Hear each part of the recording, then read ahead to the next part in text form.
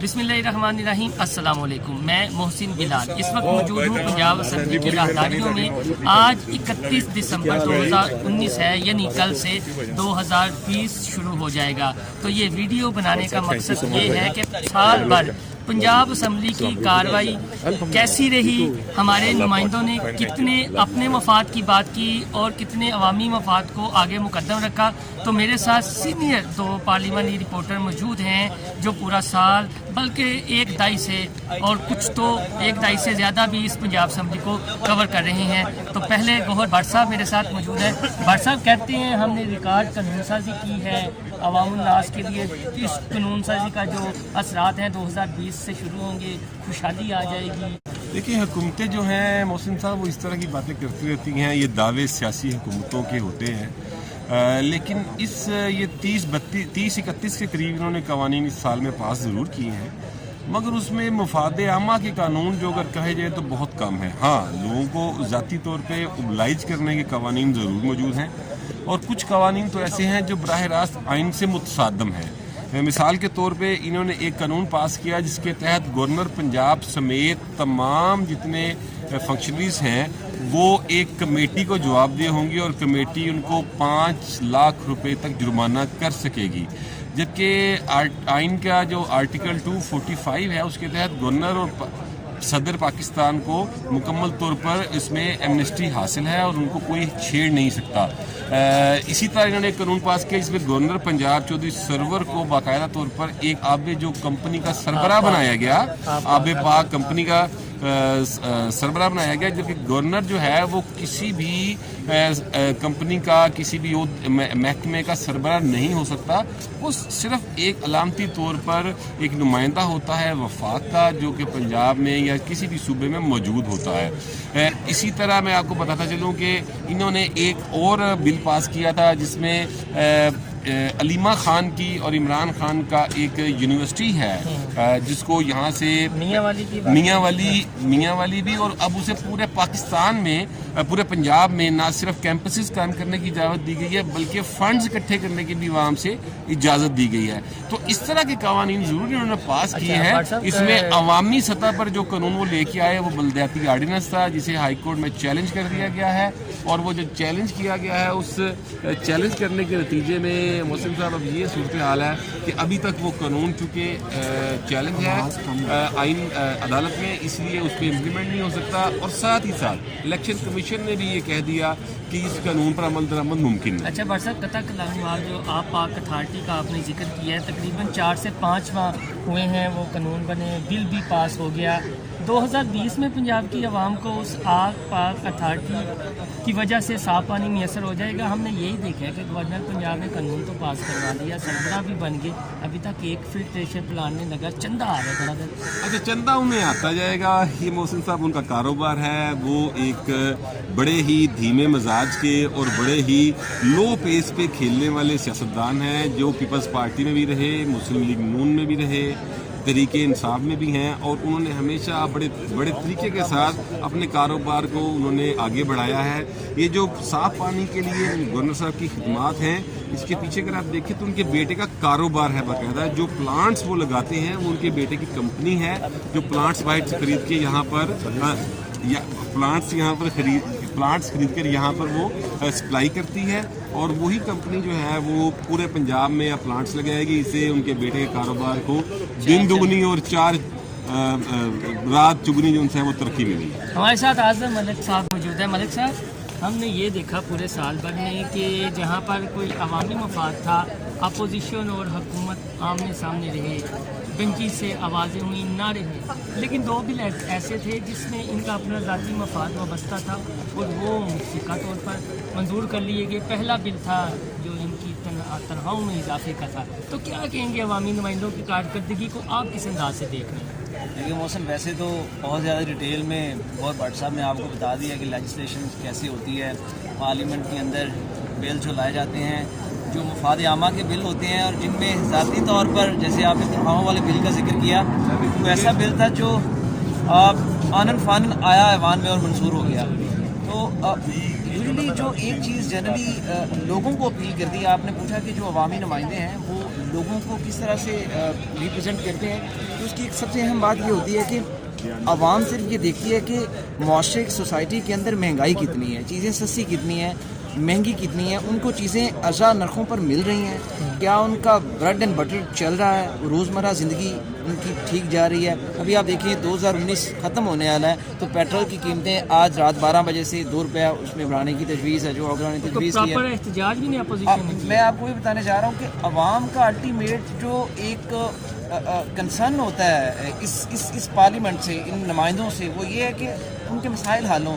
ان کے مسائل یہ ہیں ٹیچرز کے ٹرانسفر ہیں، مہنگائی سے کیسے نپٹنا ہے، سردی کے دنوں میں آپ کو پتا گیس کا بحران شروع ہو گیا ہے، تو وہ جو عام عوام کی جو چیزیں ہیں وہ یہاں پر ہمیں دیکھنے کو نہیں ملی، نہ اپوزیشن کی طرف سے اور نہ حکومت کی طرف سے۔ ایک اور قانون پاس ہوا متفقہ طور پر، وہ جو اسپیکر پنجاب اسمبلی کو پروٹیکشن آرڈر کے اختیارات دیے گئے، وہ بھی متفقہ طور پر بھی پاس ہوا۔ محسن وہ تو ایسا زبردست قانون تھا کہ میں آپ کو بتا نہیں سکتا کہ اس کے اوپر تو ہر رکن پارلیمنٹ جو تھا وہ آنکھیں بند کیے یہ کہہ رہا تھا کہ یہ قانون جو ہے نا منظور ہو جائے۔ حالانکہ اس سے پہلے پی ایم لینڈ جو تھی وہ 10 سال گورنمنٹ کر چکی تھی اور یہ کہا جاتا رہا کہ آپ پروٹیکشن آرڈر کا کوئی لا بنائیں، لیکن وہ نہیں بن سکا۔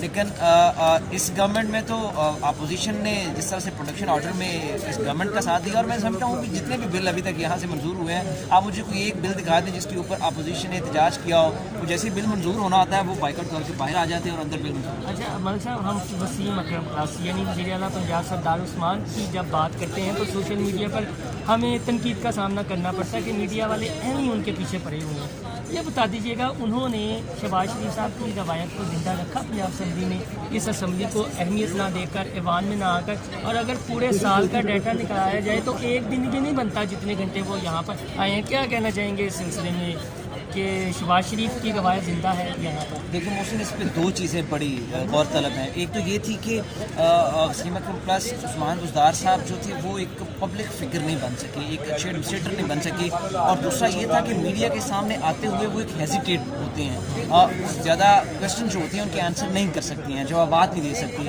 تو ایک تو یہ وجہ تھی کہ وہ یہاں آتے ہوئے تھوڑا سا گھبرانا شروع ہو گئے کہ اسمبلی کے اندر جو اپوزیشن تھی وہ 165 سے زائد ارکان تھے اور ان کا شروع ہوگا اتنا زیادہ تھا کہ وہ عثمان بزدار صاحب جو ہیں وہ اتنی کمپیٹنسی شو نہیں کر سکے ایوان کے اندر۔ اور دوسرا یہ تھا کہ ایک وہ ایز اے سیاستدان بڑے اچھے ہوں گے، انہوں نے پی ایم ایل کیو کو ساتھ میں لایا۔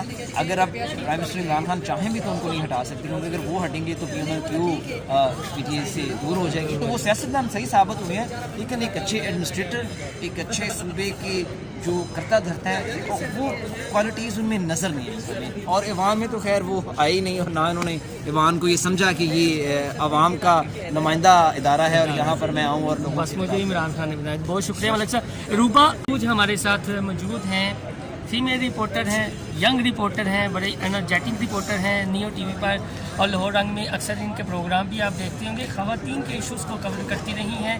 ہم اکثر اس ایوان سے یہ آواز اٹھاتے رہے ہیں کہ یہ جو خواتین کو oblige کیا جا رہا ہے مخصوص نشستوں پر، ان کی ذمہ داری صرف یہ ہے کہ تھوڑا سا شور شرابہ کر لینا یا پھر قراردادیں جمع کروا دینا۔ اگر اپوزیشن ہو حکومت ہو، ہمیں صرف ایک دو خواتین نظر آتی ہیں جو عوام کے ایشوز کی بات کرتی ہیں، اس کے علاوہ کوئی خاتون ہمیں نظر نہیں آتی۔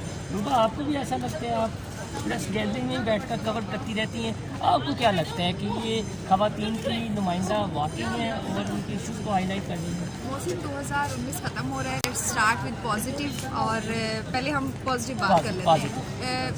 بالکل یہ درست ہے کہ مخصوص نشستیں اور پھر خواتین کو اپنی مرضی سے سلیکٹ کر لینا اور پھر اسمبلی میں لے آنا، یہ بڑی قابل اعتراض بات ہے، اور ہم جو ڈیموکریٹک جو سسٹم پہ بلیو کرتے ہیں ایز اے جرنلسٹ، تو ہمارا یہ ماننا ہے کہ ان کو سب سے پہلے تو ٹکٹس ملنے چاہیے اور پراپرلی اسمبلی میں اب جیت کرانا چاہیے۔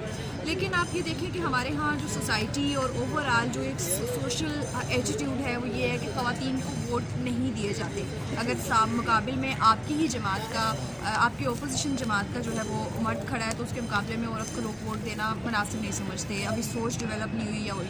جہاں تک قانون سازی کی بات کی جائے تو قانون سازی میں یہ ایوان کبھی بھی پیچھے نہیں رہا، اس ایوان نے ریکارڈ قانون سازی کر دی، مسئلہ یہ ہے کہ اس پر عمل درآمد نہیں ہوتا، تو یہ ایک بڑا پرابلم ہے۔ خواتین کی بات کریں تو کچھ خواتین بہت ایکٹیو ہیں، بہت لیجسلیشن کرواتی ہیں، اور بہت زیادہ لکھی لکھائی قراردادیں ان تک پہنچ جاتی ہیں اور وہ لوگ آ کے پیش بھی ہاں کر دیتی اس میں ہیں. بھی دو کیٹیگریز ہیں کہ ایک جو خود چیزیں لیتی ہیں ان کو ایوان میں پیش کرتے ہیں, ایک وہ جنہوں نے کچھ مینیج کیا ہوا ہے, قراردادیں بنی بنائی آ جاتی ہیں, بس انہوں نے پیش کرنی ہوتی ہے. اچھا ان کا بزنس بھی نہیں رکتا چاہے وہ اپوزیشن سے ہی کیوں نہ ہو.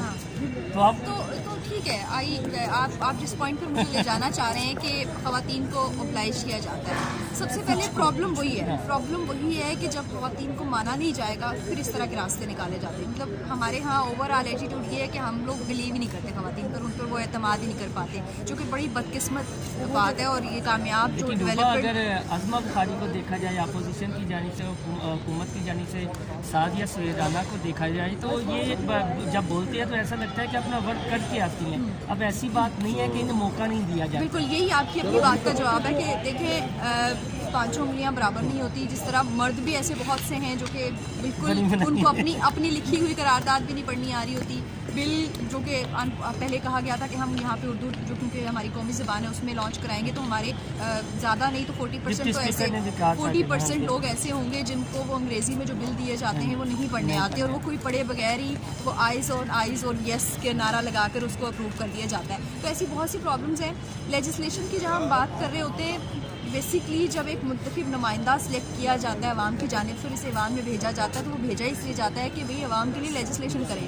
ہمارے ہاں ایک عوامی نمائندے سے یہ ایکسپیکٹ کیا جاتا ہے کہ وہ ہماری سڑکیں بنوا دے گا, وہ ہمارے نالیاں پکی کرا دے گا, وہ ہمارے جو ہے وہ یہ چھوٹے موٹے کام جو کہ بلدیاتی لیول پہ کرنے کے ہوتے ہیں. تو اس سال آپ یہ دیکھیں کہ بڑی پازیٹیو ڈیولپمنٹ ہوئی کہ یہاں سے بلدیاتی حکومتوں کا قانون منظور ہو چکا ہے اور اس پر چیلنج ہو چکا ہے. اس میں امینڈمنٹس بھی آئی, اپوزیشن اپنی امینڈمنٹس, کچھ جماعتیں اپنی امینڈمنٹس لے کے آ رہی ہیں. ایون حکومتی لوگوں کو بھی سمجھ نہیں آ رہی کہ کیونکہ اس پر ایز اٹ از عمل درآمد نہیں ہونا جو ہمارا ایک اوور آل ایٹیٹیوڈ ہے.